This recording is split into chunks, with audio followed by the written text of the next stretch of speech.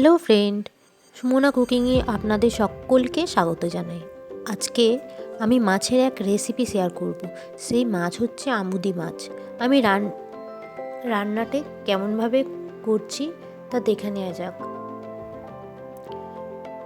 তো এখানে আমি 250 গ্রাম আমুদি মাছ নিয়েছি, একটা মিডিয়াম সাইজের টমেটো, একটা মিডিয়াম সাইজের পেঁয়াজ আর 4টে কাঁচা লঙ্কা চিড়ে নিয়েছি আর ধনে পাতা নিয়েছি। মাছটিকে নুন, হলুদ আর একটু লঙ্কার গুঁড়ো দিয়ে ভালো করে মেখে নেব।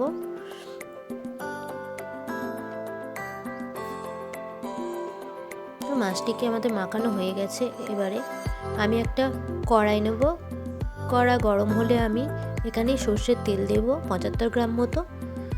তো আমি এখানে সর্ষের তেলে রান্না করছি। সর্ষের তেলে রান্না করলে টেস্টটা খুব অসাধারণ লাগে। তবে একটা একটা করে মাছগুলো তেলের মধ্যে দিয়ে দেব।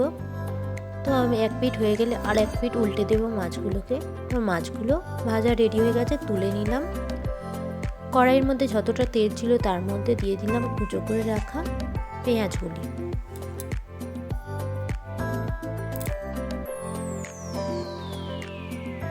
তো পেঁয়াজগুলো এখানে লাল লাল করে ভেজে নিতে হবে।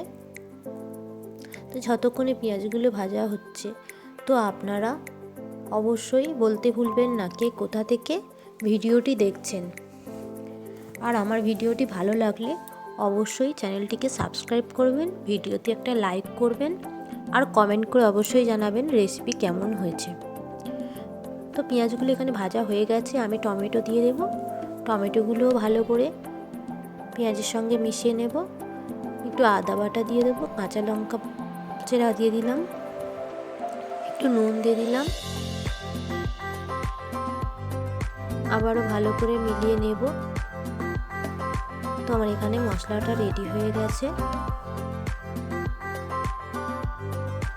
তো আমি মাছগুলোকেও দিয়ে দিলাম। মশলার মধ্যে একটু হলুদ আর একটু লঙ্কা দিয়ে ভালো করে কষিয়ে রেখেছিলাম, একটু আদা দিয়েছিলাম। তো আমি মাছগুলো জলের মধ্যে দিয়ে দিলাম। অল্প পরিমাণ জল এখানে দেব। তরকারিটা এখানে মাখা মাখা হবে, কোনো রকম ঝোল থাকবে না। তো আমি এবার একটু কুচিয়ে রাখা ধনে পাতাগুলোও দিয়ে দিলাম, ভালো করে মিশিয়ে দিলাম। এবার তরকারিটা ফুটবে, 5 থেকে 7 মিনিটের মতো ফুটিয়ে নেব।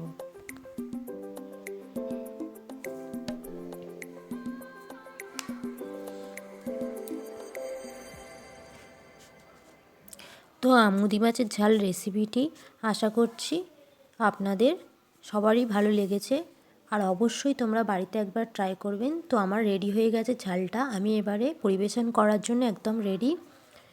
এই রকম করে বানিয়ে দেখুন, দারুণ টেস্টি হয়। আর ভালো লাগলে প্লিজ একটা লাইক করুন। তাহলে আজকের মতো এই পর্যন্ত বন্ধুরা। তাহলে ভালো থাকবেন, সুস্থ থাকবেন আর সবাইকে ভালো রাখবেন।